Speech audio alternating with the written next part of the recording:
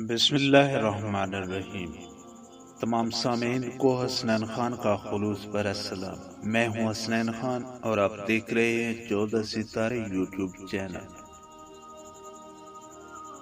ایک لڑکی بس میں سفر کر رہی تھی تو تھوڑے فاصلے پر بیٹھا ایک نوجوان اسے مسلسل گھورے جا رہا تھا۔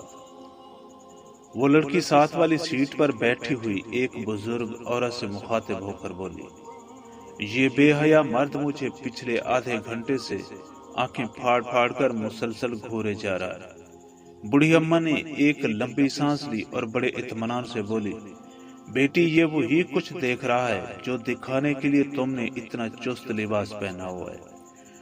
اسلام میں اگر مرد کو نظریں جھکا کر چلنے کا حکم ہے تو عورت کو بھی اسلام کے مطابق ہی لباس پہننا چاہیے، جیسا کہ اسلام میں عورت کے لباس کے بارے میں حکم ہے کہ عورت ایسا لباس پہنے جو اتنا چھوٹا، باریک یا چست نہ ہو کہ جسم کے جن اعضاء کو چھپانا واجب ہے وہ یا ان کی ساخت ظاہر ہو رہی ہو۔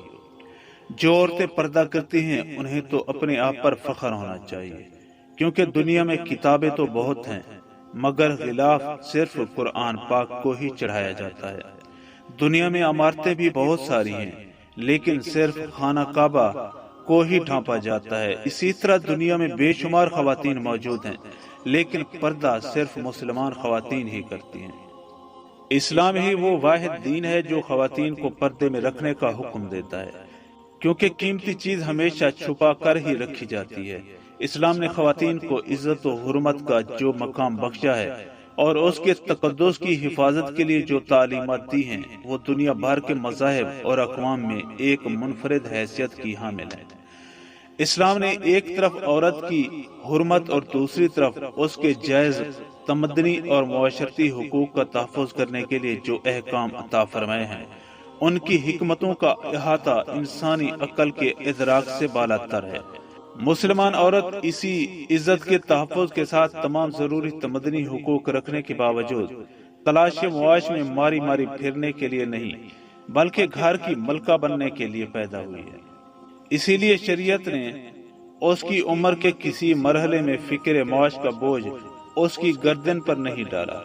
خال صورتیں تو مستثنا ہیں لیکن عام حالات میں شادی سے پہلے اس کے معاش کی ذمہ داری باپ پر اور شادی کے بعد شوہر یا اولاد پر ڈالی گئی ہے۔